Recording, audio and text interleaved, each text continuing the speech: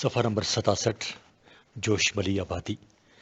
احمد ندیم قاسمی اپنی ایک نظم جوش ملی آبادی کی یاد میں فرماتے ہیں، ہر مرحلے میں سچ کی جسے جستجو رہی، دل جس کا مرگ عدل سے شک تھا وہ جوش تھا، ظلمات سے صدا جو نبرد آزما رہا، عمدہ ہوا جو سیل شفق تھا وہ جوش تھا، باطن میں نرم دل تھا مگر جس کے سامنے چہرہ غرور جبر کا فق تھا وہ جوش تھا، عصر رواں میں سطوت باطل کے روبرو جس کے لبوں پر نعرہ حق تھا وہ جوش تھا، اس دور کے صحیفہ حسن و حیات میں جو رنگ و روشنی کا ورق تھا وہ جوش تھا، یوں تو بڑے بڑوں کو ہے پندار شاعری، اس دشت کا جو خط افق تھا وہ جوش تھا۔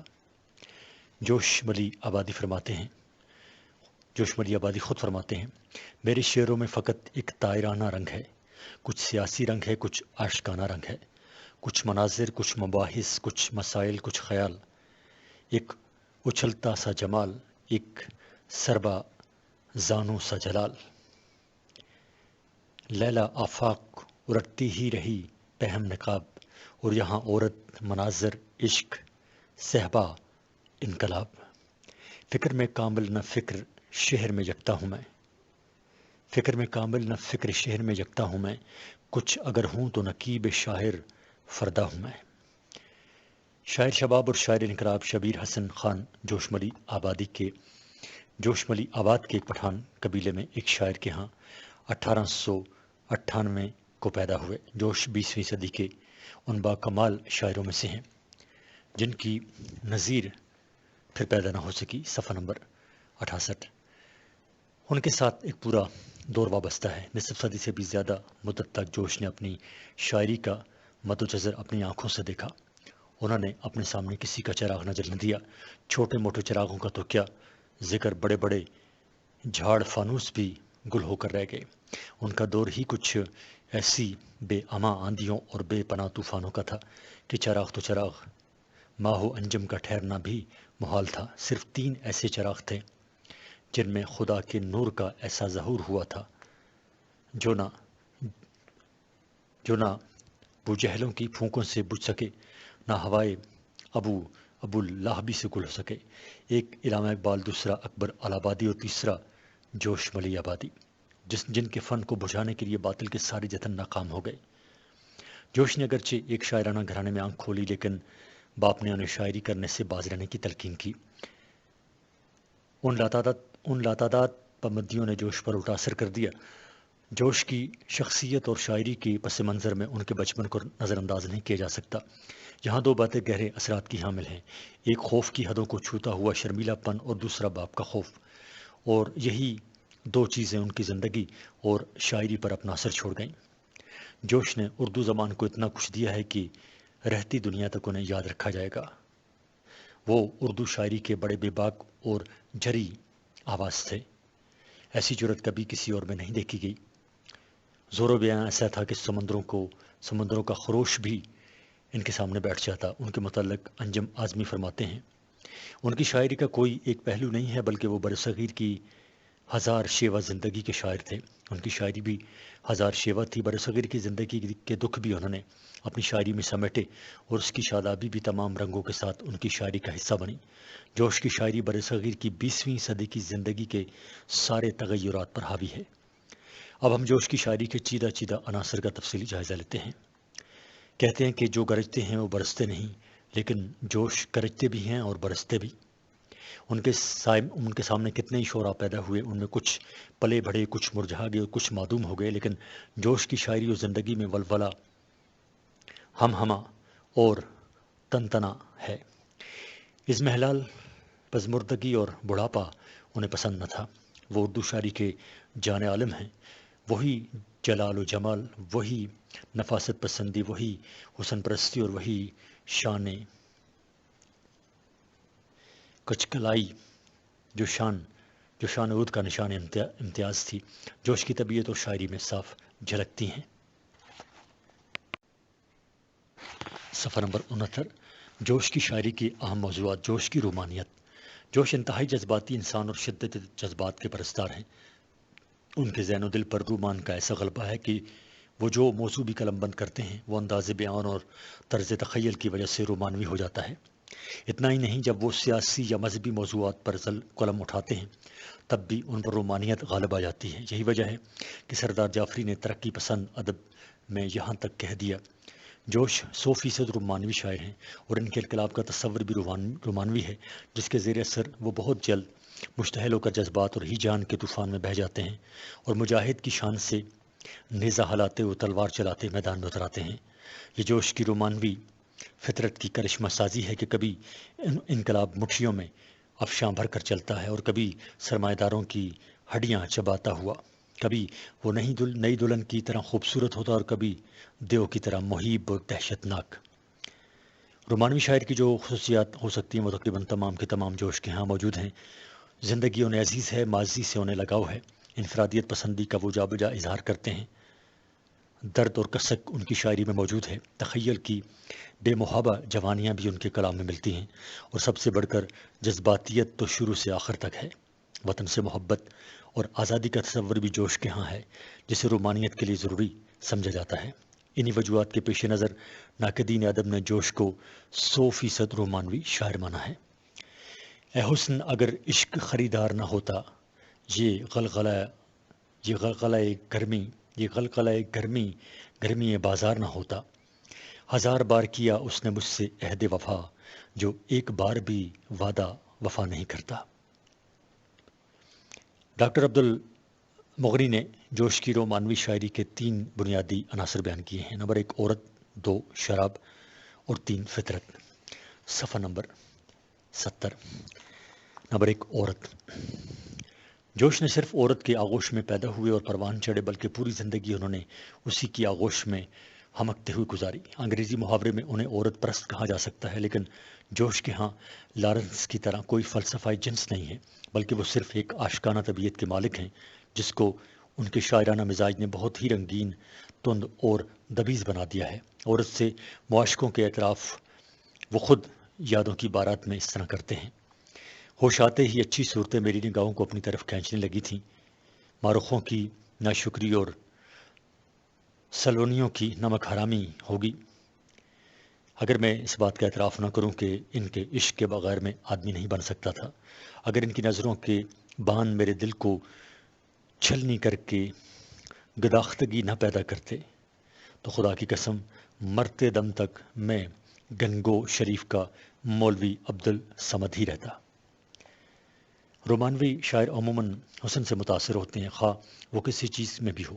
جوش صنف لطیف کے حسن کا بڑی تفصیل سے ذکر کرتے ہیں۔ اپنی نظم جنگل کی شہزادی میں حسن کے جزیات اس طرح بیان کرتے ہیں: کانٹوں پر خوبصورت ایک بانسری پڑی ہے، دیکھا ہے ایک لڑکی میدان میں کھڑی ہے، خوش چشم خوبصورت خوش وضع مائے پیکر، نازک بدن شکر لب شیریں ادا فسونگر۔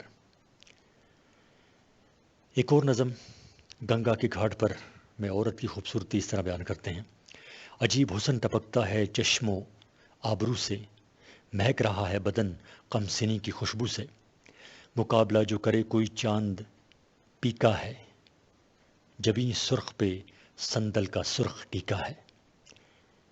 جوش کا تصور عشق۔ جوش عشق کو عبادت تصور کرتے ہیں، وہ ایک کامیاب عاشق ہیں، اس لیے ان کی عشقیہ نظموں میں شادمانی کی کیفیت نظر آتی ہے۔ صفحہ نمبر 71۔ وہ حسن کے اسیر نہیں، بلکہ عشق کی وجہ سے حسن ان کے پاس خود کھینچا چلاتا ہے۔ انہوں نے اپنی نظموں میں حسن عشق کے جذبات کو خوبصورتی اور خوبی سے بیان کیا ہے، جس سے ان کے مزاج کی رومانیت کا اندازہ ہو جاتا ہے۔ جوش کے ہاں عشق کی بجائے حسن کا تصور نمایاں ہے۔ الفاظ کی گھن گرج کی وجہ سے ان کے عشق کا تصور مبہم ہے۔ عشق کی گہرائیوں کی بجائے ان کے ہاں صرف نشاطیہ رجحان ہے۔ جوش کے نزدیک عشق کے مختلف پہلو جوانی ہی کے ساز و برگ ہیں۔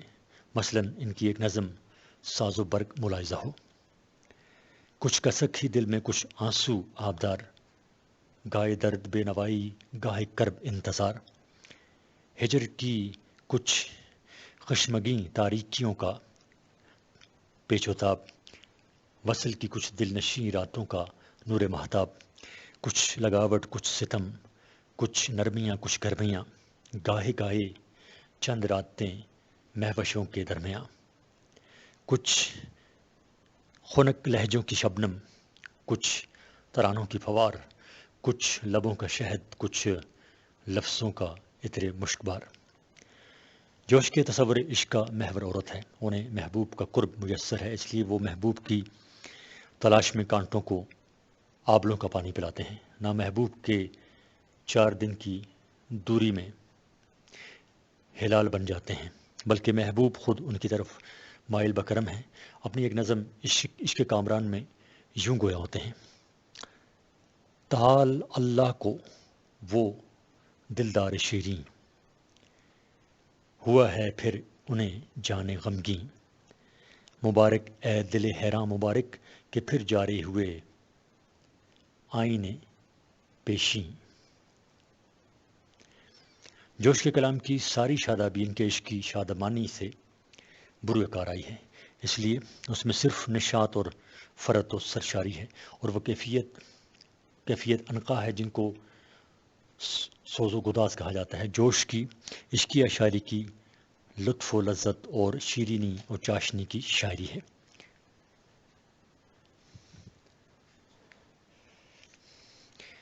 شاعر شباب پروفیسر سید ولی رضا فرماتے ہیں، جہاں تک جوش کی شاعری کا تعلق ہے وہ بنیادی اعتبار سے شاعر شباب تھے۔ حسن و شباب کے مغنی اور اس حیثیت میں وہ اپنا منفرد مقام رکھتے ہیں، اور بلا مبالغہ اور بلا خوف و تردید پوری ذمہ داری کے ساتھ یہ بات کہی جا سکتی ہے کہ حسن کی رعنائیوں کو اجاگر کرنے والا ان سا کوئی شاعر نہیں گزرا، چاہے وہ اردو کا ہو یا چاہے فارسی کا۔ اس دعوے کی دلیل میں جوش کے صرف یہ 3 مصرے کافی ہوں گے۔ صفحہ نمبر 72۔ رنگینیاں سمٹ کر انساں ہو گئی تھیں، مہک رہا ہے بدن کم سنی کی خوشبو سے، برہنہ پا ہے تو ہر نقش پر، برہنہ پا ہے تو ہر نقش پا گلابی ہے۔ جوش کی لاتعداد نظمیں ان کے شاعر شباب ہونے پر مہر ثبت کرنے کے لیے واضح دلیلیں ہیں۔ ان کو جہاں شباب و حسن نظر آیا، جہاں ان کے دل و دماغ شباب کی جلوہ سامانیوں سے متاثر ہوئے، انہوں نے بلا کسی خوف اور بلا کسی جھجک کے اسے صفحہ کرتاس کی زینت بنا ڈالا۔ حسن و شباب کا کوئی بھی ایسا گوشہ نہیں ہے جہاں جوش نے بڑی بے باکی سے نہ جھانکا ہو۔ اسی تانگ جھانک نے ان کی شاعری پر رنگ و نور کے ہالے پھیلا دیے ہیں، اور عوام نے شاعر انقلاب کے ساتھ ساتھ شاعر شباب کا تاج بھی ان کے سر پر سجا دیا۔ جن سے کھلتی تھیں خد و خال کی کلیاں دل میں، نوجوانی کی ابر آئیں وہ گلیاں دل میں، ان کی نظمیں تعریف حسن شباب سے بھری پڑی ہیں۔ مثلاً اپنی ایک نظم کوہستان کی رکنی عورت کی شباب کا ذکر ان الفاظ میں کرتے ہیں: جسم ہے کچھ اس قدر ٹھوس الحفیظ والامان، لیجئے چٹکی تو چھل جائیں خود اپنی انگلیاں، عورتیں ہیں یا کہ ہیں برسات کی راتوں کے خواب، پھٹ پڑا ہے جن پر طوفان خیز پتھریلا شباب۔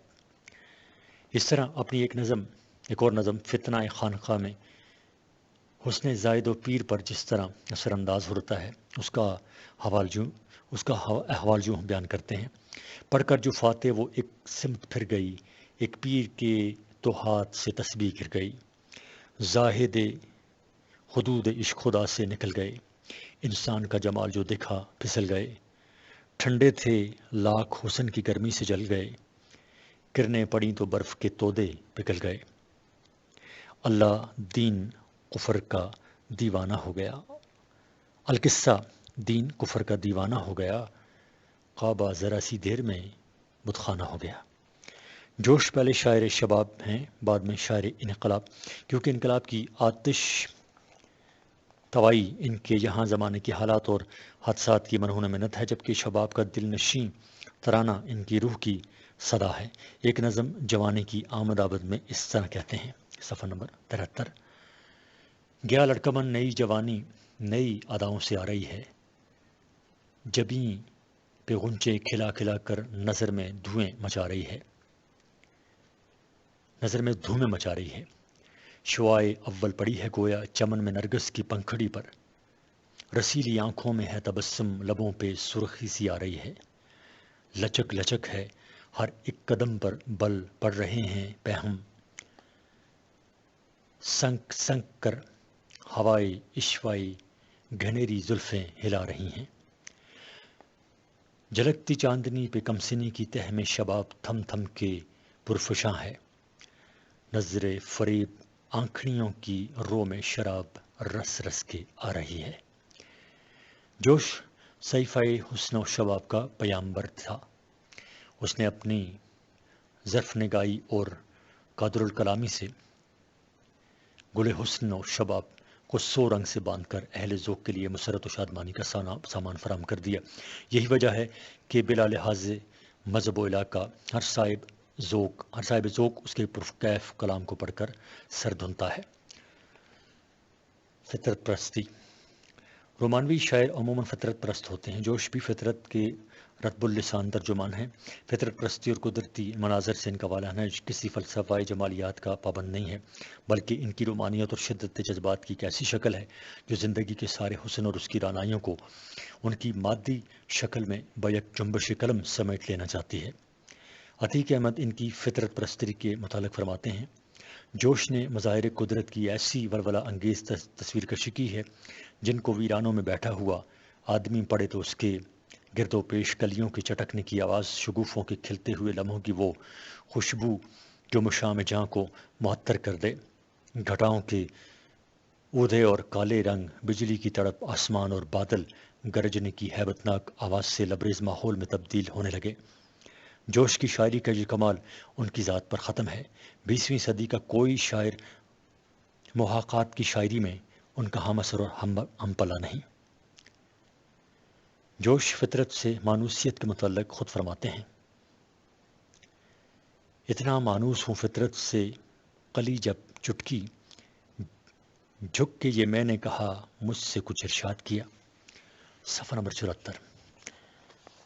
جوش کی کلیات میں شعلہ و شبنم کا پورا باب رنگ و بوئے مناظر فطرت سے ماخوذ ہے۔ مثلاً برسات کی شفق، نغمہ سحر، روئے شام، البیلی صبح، کلیوں کی بیداری، جذبات فطرت وغیرہ نظموں میں انہوں نے خوب منظر نگاری کی ہے۔ رامندر ناتھ ٹیگور نے جوش کی فطرت پرستی اور اس سے فکری استنباط کی خواہش کے اعتراف میں انہیں فرزند سحرگاہ کا خطاب دیا تھا۔ نظموں کے علاوہ مرثیوں میں بھی ان کی فطرت پرستی کے نمونے موتیوں کی مانند بکھرے پڑے ہیں۔ غنچوں کی حیا، گل کی ہنسی، اوس کے گوہر، زرتار شفق، سرد ہوا باغ معطر، رنگین ہوا قوس قزا مہر منور، نغمے یہ پرندوں کے، پہاڑوں کے یہ منظر، ہے کون سی خوبی جو ماہ نو میں نہیں ہے، کیا باغ ارم صبح کی پرتوں میں نہیں ہے۔ رومانوی فنکار ہونے کے ناطے جوش فطرت کے پرستار ہیں۔ جوش کو ابتدائی سے مناظر فطرت اور اس کے حسن سے والہانہ لگاؤ رہا ہے، انہیں فطرت کے ذرے ذرے سے پیار رہا ہے۔ وہ فطرت کے جلووں کو اس انداز سے اپنی شاعری میں پیش کرتے ہیں کہ ان کی شاعری بھی فطرت کا ایک حسین حصہ بن جاتی ہے۔ چھوڑ کر انسان کو میں فطرت کا شیدا ہو گیا، خوبی ایک قسمت کا فوراً ربط پیدا ہو گیا، میرا ہمدم سبزائے زار و کوہ و صحرا ہو گیا، دوست میرا چشمہ و گلزار و دریا ہو گیا۔ انجمن پنجاب کی تحریک سے اردو شاعری میں فطرت نگاری کا جو سلسلہ شروع ہوا تھا، جوش نے اس سلسلے کو اور دراز کر کے وہ اردو شاعری کے دامن کو طرح طرح کے پھولوں سے بھر دیا۔ جوش کی فطرت نگاری کے متعلق جعفر اثر لکھنوی یوں رقم تراز ہیں، جوش فطرت کے شاعر ہیں، ان کے کلام میں آبشاروں کا جوش و خروش و ترنم ہے، دریا کی روانی، موجوں کی تلاطم، باد سحر کی نرمی و سبک خرامی۔ ان کی شاعری وہی بے ترتیب میں ترتیب اور تنوع میں ہم آہنگی ہے جو فطرت کا ترائے امتیاز ہے۔ ڈاکٹر امجد حسین فرماتے ہیں، جوش کے یہاں فطرت ایک مثبت وجود ہے جو اضافی نہیں، محتاج نظر بھی نہیں ہے، مگر اس کے گرم لمس اور حیات آفرین نفس میں وہ شادابی ہے جو مردوں میں جان اور جذبات میں طوفان برپا کر دے۔ صفحہ نمبر 75۔ جو منظر جوش کی آنکھوں کو بھاتا ہے وہ ان کے جزیات کو شعر میں بیان کر دیتے ہیں۔ ایک نظم نغمۂ سحر میں وہ فطرت کی اس طرح ترجمانی کرتے ہیں: نسیم ہوتی ہے محو راحت، سقوط ہوتا ہے جب چمن میں پیش کرتا ہوں اپنے آنسو خنک ستاروں کی انجمن میں۔ میرے گلستان شاعری کی لچکنے لگتی ہیں نرم شاخیں، نسیم رقاصۂ گلستاں ہنوز چلتی نہیں چمن میں۔ مجھے سنگھاتی ہیں روح پرور ہوائیں وقت بوئے قدرت، نسیم گلشن ہنوز ہوتی ہے بند غنچوں کے پیرہن میں۔ مناظر فطرت اور ان کی خیال انگیزی سے جوش نے بڑے رنگین اور شاداب تصویریں اور تشبیہیں مرتب کی ہیں۔ جوش نے فطرت کو معرفت اور بصیرت کے لیے بھی استعمال کیا ہے۔ کبھی کبھی وہ فطرت کے ذریعے پیغام بھی دینے کی کوشش کرتے ہیں۔ مثال کے طور پر صبح کے متعلق ان کا یہ بیان مشہور ہے کہ اگر رسول اللہ صلی اللہ علیہ وسلم نہ ہوتے تو عرفان کے لیے صبح ہی کافی تھی۔ ہم ایسے اہل نظر کو ثبوت حق کے لیے اگر رسول نہ ہوتے تو صبح کافی تھی۔ خمریات۔ جوش کی شاعری میں شراب کا ذکر بھی ملتا ہے۔ وہ خود شراب پیتے تھے، شراب بھی انہوں نے رد عمل کے طور پر پینا شروع کی۔ ان کا شراب پینا بھی اپنے گھر اور ماحول کے خلاف بغاوت ہے۔ جوش نفسیاتی الجھن کا شکار تھے۔ ایک جگہ شراب کے متعلق فرماتے ہیں کہ زاہد اگر میں کو جائز کر دیں تو پھر میں ایک قطرہ بھی نہیں پیوں گا۔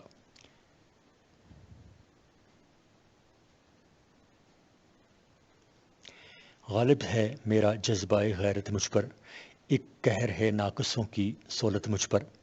زاہد اگر آج میں کو جائز کر دے ایک قطرہ بھی پھر پیوں تو لعنت مجھ پر۔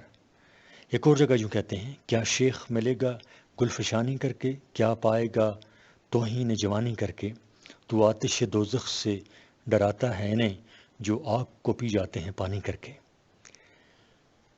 جوش جب اپنے زمانے میں ارد گرد نظر دوڑاتے ہیں تو انہیں ہر جگہ انسان مختلف قیدوں میں جکڑا ہوا نظر آتا ہے، چونکہ انہیں دین و مذہب سے زیادہ انسانیت سے محبت ہے، اور بقول ایک نقاد جوش کا مذہب ہی انسانیت ہے۔ صفحہ نمبر 76۔ جوش جب معاشرے کی پابندیوں سے ٹکرا کر تھک جاتے ہیں تو وہ شراب کے نشے میں ڈوب کر چند لمحوں کے لیے اس ظالم سماج کے یکگنا بے خود ہو جاتے ہیں۔ اور پھر تازہ دم ہو کر ایک بار پھر اپنے مشن کے لیے نکل کھڑے ہوتے ہیں۔ شراب سے انہیں محبت ہے، وہ غالب کی طرح شراب پیتے ہیں۔ مرنے پہ نوید جاں ملے یا نہ ملے، مرنے پہ نوید جاں ملے یا نہ ملے، یہ کنج یہ بوستان ملے یا نہ ملے، پینے میں کسر نہ چھوڑو خانہ خراب، معلوم نہیں وہاں ملے یا نہ ملے۔ شاعر انقلاب۔ قام ہے میرا تغیر، نام ہے میرا شباب، میرا نعرہ انقلاب و انقلاب و انقلاب۔ جوش نہ صرف ایک بڑے شاعر تھے بلکہ برصغیر پاک و ہند کی برطانوی سامراج کے خلاف جد و جہد کی تاریخ کا ایک روشن نشان بھی تھے۔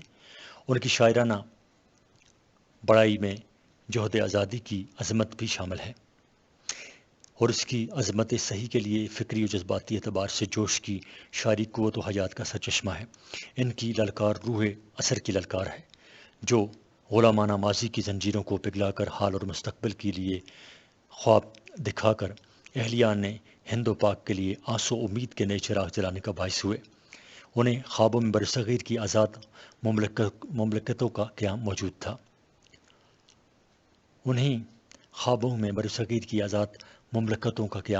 تھا۔ اس زمانے میں ہندو و مسلم دونوں کے لیے برطانوی سامراج سے بڑی مزاحم قوت تھی، سب سے بڑی مزاحم قوت تھی۔ جوش نے سنگین دیوار سے ٹکرا کر اس میں شگاف ڈالے۔ ان سے مستقبل کا نور چھن چھن کر آتا رہا ہے۔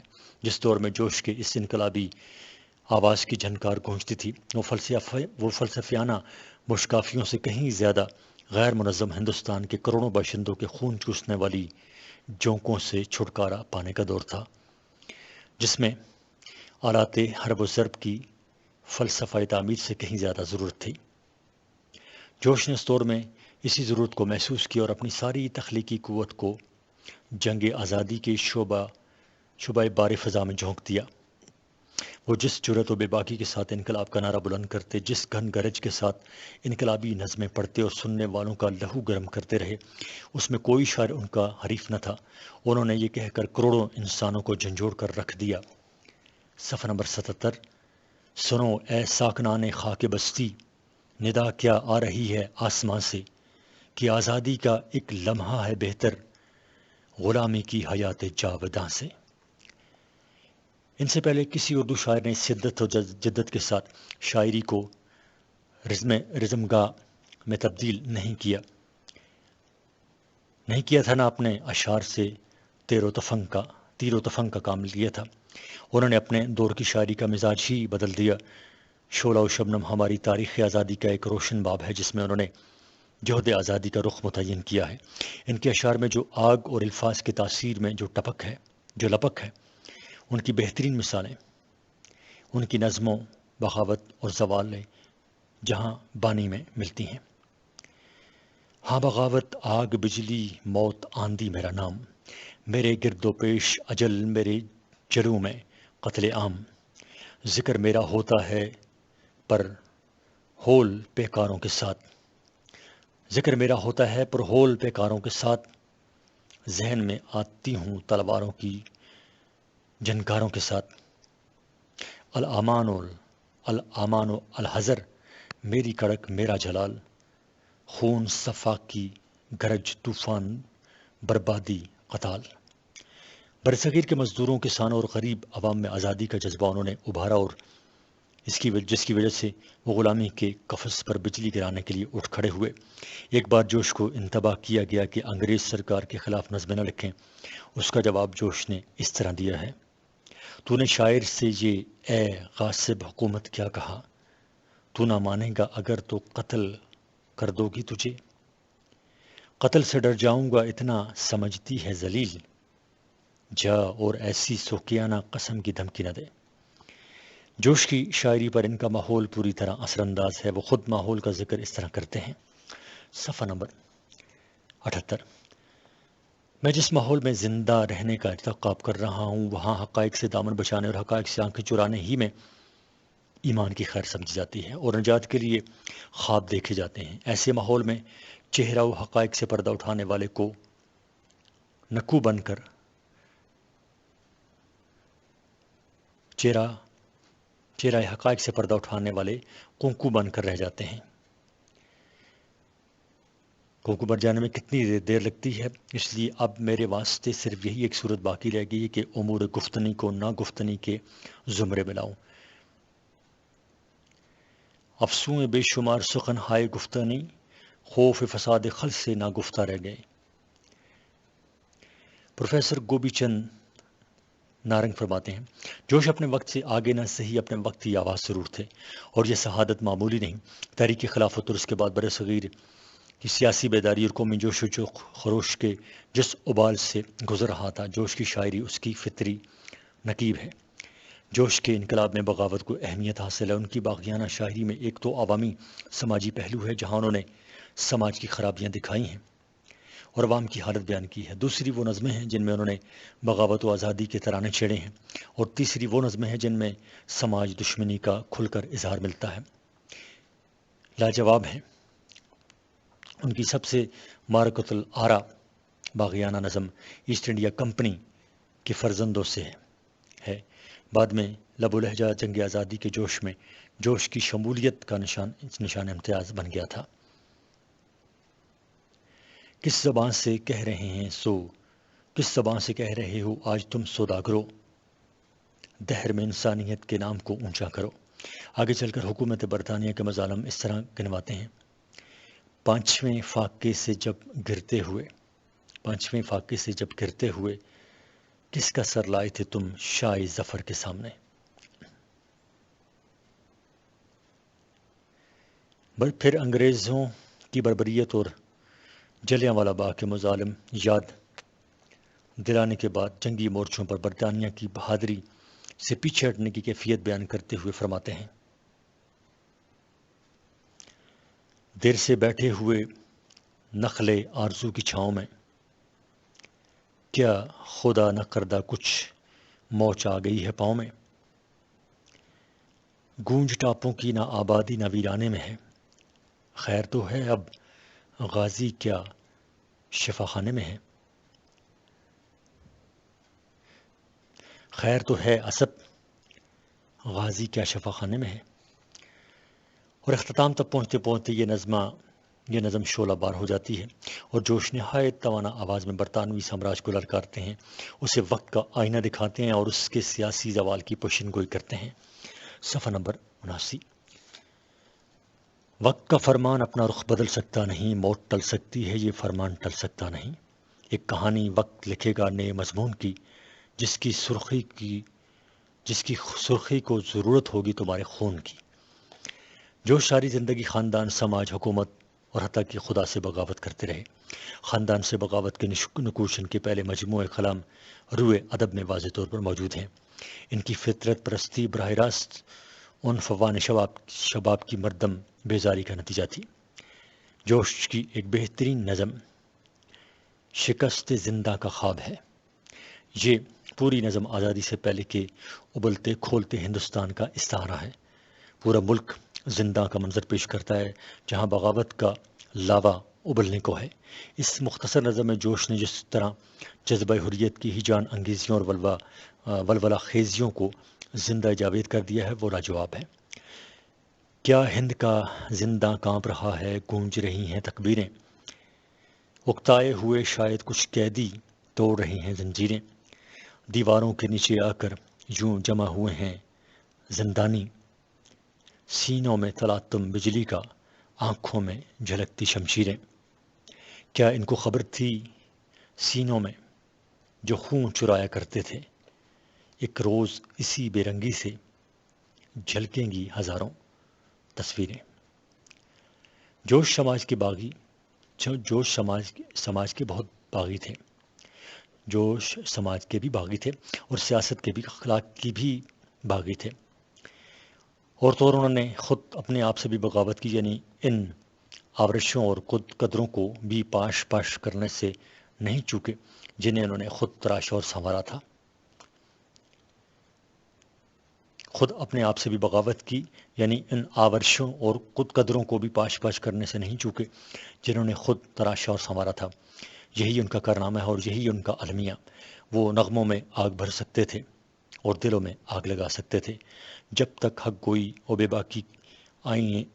باکی آئین جمع مردی ہے، اور آزادی اور جذبہ حریت شعر و دانش کی سرفرازی کا نشان ہے۔ جوش کی باغیانہ شاعری اور مجاہدانہ روش اور ان کا انداز کج قلاہی اور اردو شاعری کا سرمایہ افتخار رہے گا۔ لیکن ان تمام باتوں کے باوجود جوش کا تصور آزادی مضحکہ کے خیز ہے۔ جوش ہر چیز سے آزادی چاہتے ہیں، اس لیے یہ صرف جذباتی آزادی بن جاتی ہے، اور آزادی کا کوئی واضح راستہ وہ نہیں دکھاتے، نہ ہی آزادی کے بعد کی کوئی منزل متعین کرتے ہیں۔ ان کے انقلاب کا تصور بھی خاص کے لیے ہے۔ جوش کی اس روش کے متعلق ڈاکٹر انور سدید اردو ادب کی تحریکیں میں فرماتے ہیں، ان کے ہاں انقلاب کا واضح تصور موجود نہیں، وہ فرد کو موجودہ نظام کے خلاف اٹھ کھڑے ہونے کا مشورہ تو دیتے ہیں، لیکن اس بغاوت کی جہت متعین نہیں کرتے۔ چنانچہ قاری ان کے سیلرز میں شامل ہونے کو ہی قومی خدمت تصور کرنے لگتا ہے۔ صفحہ نمبر 80۔ اسلوب و زبان۔ جوش کی زبان کے متعلق پروفیسر مجتبیٰ حسین فرماتے ہیں، میں محض اس زر خالص کا ذکر کر رہا ہوں جو اردو کا سب سے بڑا فیاض شاعر ہمیں دے گیا ہے۔ لفظ بیان اور حریت فکر کا اتنا سرمایہ کبھی کسی کو نہیں دیا۔ برصغیر کی زندہ تصویروں کا اتنا بڑا البم اردو، ہندی اور بنگالی سنسکرت کسی زبان کے شاعر سے ہمیں نہیں ملا۔ اس البم میں از فرش تا عرش سب کچھ ہے، نظریاتی، فکری، جمالیاتی، عشقیہ نظریہ، ساری شاعری پرجوش کی شاعری پر حاوی حاوی ہے۔ نرمی، گرمی، زور اور روانی جوش کی زبان کی خصوصیات ہیں۔ کبھی ان کی نظم جوالا مکھی بن جاتی ہے اور کبھی مرغزار کے چشمے کی طرح بہتی ہے۔ لفظوں اور تراکیب سے کبھی آتش فشاں ابل بڑھتا ہے اور کبھی ان کی حلاوت اور نرمی صبح کی چڑیوں کی طرح چہچہانے لگتی ہے۔ رزم اور بزم کے سارے دائروں میں جوش کی زباں کا سحر جاگتا رہتا ہے۔ وہ کبھی فردوسی کی طرح اور کبھی حافظ کے انداز میں گنگنانے لگتے ہیں۔ ان کا کمال فن اردو اور فارسی کے بہت سے عظیم شعراء کی یاد تازہ کرتا ہے۔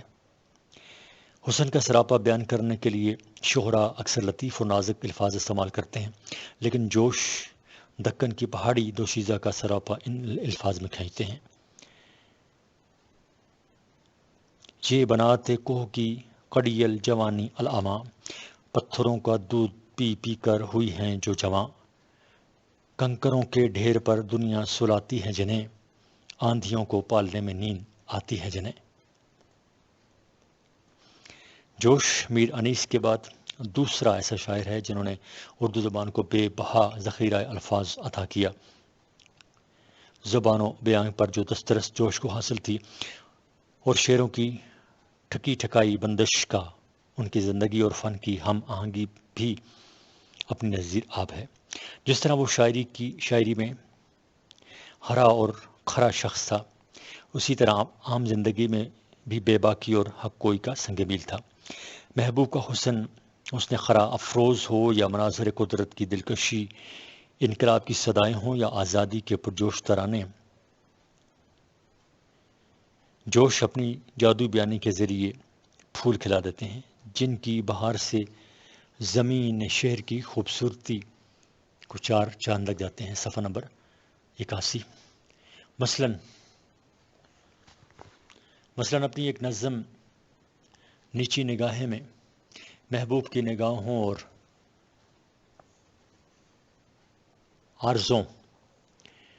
آرزوں کی تعریف اس طرح کرتے ہیں: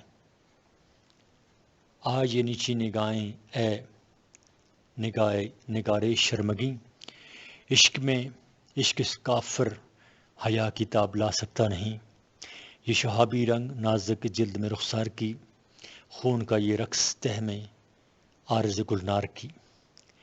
حکیم محمد سعید فرماتے ہیں، انہوں نے اپنی غیر معمولی قدرت سے کلام وسیع ذخیرہ و الفاظ پر زور اور اثر آفریں لہجے سے مسلسل پون صدی تک اردو شاعری کو مالا مال کیا۔ اردو ان کے احسان سے کبھی سر نہ اٹھا سکے گی اور ان کا نام اردو ادب کی تاریخ میں سنہرے حروف سے لکھا جائے گا۔ الفاظ کے استعمال پر جو قدرت انہیں حاصل تھی، اس نے ان کی شاعری کو ایک ایسا نگار خانہ بنا دیا ہے جس کی مثالیں بہت کم ملتی ہیں۔ الفاظ کے رنگ و آہنگ کا اتنا بڑا نباز آج تک اردو میں پیدا نہ ہو سکا۔ الفاظ کو فن کا روپ دینا ان کے بائیں ہاتھ کا کھیل تھا، اور حقیقت یہ ہے کہ الفاظ کو سمجھنے اور برتنے کی جیسی بصیرت جوش کے پاس تھی، وہ اپنی مثال آپ ہے۔ شعریت ان کی گھٹی میں پڑی تھی، اس لیے ان کا جذبہ شدید، ان کا تخیل بلند پرداز اور ان کا تجربہ صداقت سے بھرپور تھا۔ نئی تشبیہات اور استعارات کے بغیر وہ شاعرانہ اظہار کر ہی نہیں سکتے۔ ان کی شاعرانہ فنکاری کا یہ کمال ہے کہ ہر لفظ ان کے ہاں مصوری کا ایک شاہکار بن جاتا ہے۔ ان کی دو نظموں آواز کی سیڑھی اور موسیقی کا جزیرہ میں الفاظ کی سادگی، رنگوں کا ہلکا پن اور آہنگ کی نرمی ایک سبک فنکاری کا پتہ دیتی ہے۔ کوہستان دکن کی عورت کا نقشہ وہ اس طرح کھینچتے ہیں: یہ ابلتی عورتیں اس چلچلاتی دھوپ میں، سنگ اسود کی چٹانیں آدمی کے روپ میں، وہ کیا کہنا تیرا اے حسن عارض آفتاب، یہ برشتہ رنگ، یہ تپتے ہوئے سنگین شباب، چال جیسے تن چشمے تیوریاں جیسے غزال، آرزوں میں جامنوں کا رنگ، آنکھیں بے مثال۔ جوش کی قادر الکلامی مسلم ہے، وہ ایک فطری اور جذباتی شاعر ہیں اور زبان و بیان کے تمام وسائل پر بے پناہ قدرت رکھتے ہیں۔ الفاظ و محاورات اور تشبیہات و استعارات کے استعمال میں ان کی چابک دستی ماہرانہ ہے، ان کے تجربات بھی وسیع اور متنوع ہیں۔ ایک طرف فارسی اور عربی کے نہایت دقیق اور پرشکوہ الفاظ و ترکیب روانی کے ساتھ استعمال کرتے ہیں، تو دوسری طرف عام بول چال کے ہندوستانی الفاظ و محاورات کی تاثیر کا جادو جگاتے ہیں۔ اس طرح مبتذل احساسات سے لے کر محتشم تصورات تک ہر قسم کے مطالب یکساں اعتماد کے ساتھ ادا کرتے ہیں۔ مثلا ایک جگہ فطرت کے متعلق فرماتے ہیں، صفحہ نمبر 82، چھوڑ کر انسان کو فطرت کا قائل ہو گیا، خوبی قسمت کا فوراً ربط پیدا ہو گیا، مجھ کو حلقے میں تبسم نے لیا خورشید کے، شام غم رخصت ہوئی جلووں میں صبح عید کے۔ رشید حسن خان کہتے ہیں، جس چیز کو قادر الکلامی کہتے ہیں بلا شبہ وہ جوش کے حصے میں آئی تھی۔ تشبیہوں اور استعاروں کی ندرت پر نگاہ کیجیے تو معلوم ہو کہ قوت تخیل کس قدر بے بنا تھی، اور لفظوں کے رنگا رنگ کثرت پر نظر ڈالیے تو یہ خیال آئے کہ زبان نے اپنے خزانے اس شخص کے حوالے کر دیے ہیں۔ میر انیس کے بعد جوش نے اردو شاعری کی جھولی میں جس قدر الفاظ ڈالے ہیں، کسی اور شاعر کا ان کو برتنا تو دور کی بات چکھے تک نہیں ہوں گے۔ جوش جو ہی نظم لکھنے کی خاطر بیٹھتے اور الفاظ کی فوج ان کے سامنے سر بسجود ہو جاتی، جس میں وہ اپنے مطلب کے الفاظ اٹھا کر نظم کے بدن پر دھرتے جاتے۔ یہی وجہ ہے کہ ان کی نظم میں نئے الفاظ کی کثرت ہے۔ ڈاکٹر اسلم فرخی کہتے ہیں، اردو ادب میں ایسا قادر الکلام اور پابند زبان شاعر مشکل ہے۔ شاعر مشکل سے پیدا ہوا ہوگا۔ اردو ادب میں ایسا قادر الکلام اور پابند زبان شاعر مشکل سے پیدا ہوگا۔ حال ہی کے بقول مرزا غالب کے مرنے سے دلی مر گئی تھی۔ جوش کے اٹھ جانے سے اردو نظم کی کلاسیکی روایت کا خاتمہ ہو گیا۔ لیکن ان تمام دلائل کے باوجود جوش کی شاعری بعض اوقات الفاظ کا گورکھ دھندا بن جاتی ہے، اور بعض مقامات پر تو الفاظ کی گھن گرج میں اصل مفہوم بھی دب جاتا ہے۔ اس کے متعلق ڈاکٹر انور سدید کی رائے کافی وزنی معلوم ہوتی ہے۔ جوش کا المیہ یہ ہے کہ وہ کہتے ہیں کہ جوش کا المیہ یہ ہے کہ انہوں نے اپنی پرجلال آواز سے گھن گرج پیدا کی۔ چھوٹے سے خیال کی وادی کے گرد الفاظ، تشبیہات اور مترادفات کا کوئی ہمالیہ چن لیا، لیکن جب اس وادی کے داخل میں جھانکنے کی صحیح کی گئی تو تحلیلی زاویہ گہری کھدائی کے باوجود جلووں فشاں نہ ہو سکا، اور جذبہ لفظوں کی گونج میں گم ہو گیا۔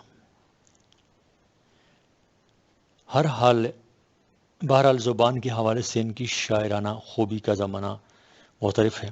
ان کے ہاں الفاظ کی شوکت و جبروت سودا کے بعد ہمارے تمام شعراء سے زیادہ ہے۔ ان کے الفاظ گونجتے، گرجتے، ناچتے اور وجد کرتے نظر آتے ہیں۔ ان کے ہاں الفاظ رنگ و فضا اور کیفیت کی علامتیں بن کر اپنا اثر دکھاتے ہیں۔ ادب کر اس خرافاں کا جس کو جوش کہتے ہیں، کہ یہ اپنی صدی کا حافظ و خیام ہے ساقی۔ صفحہ نمبر 83، بہت جی خوش ہوا اے ہم نشیں کل جوش سے مل کر، ابھی اگلی شرافت کے نمونے پائے جاتے ہیں۔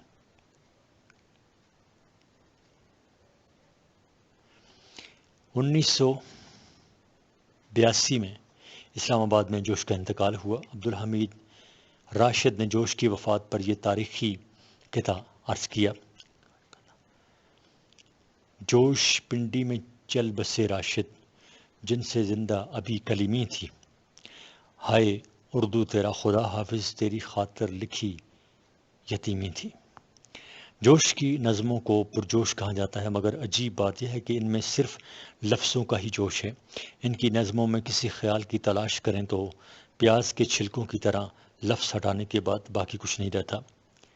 جوش لفظوں کے معمار ہیں، وہ صرف لفظوں سے بلندی اور مضبوط مقبرے بناتے ہیں، مگر ان کے یہاں چہرے معدوم ہوتے ہوئے بالکل ہی غائب ہو جاتے ہیں۔ حال ہی کے بقول مرزا غالب کے مرنے سے دلی مر گئی تھی، جوش کے مرنے سے اردو نظم کی کلاسیکی روایت کا خاتمہ ہو گیا۔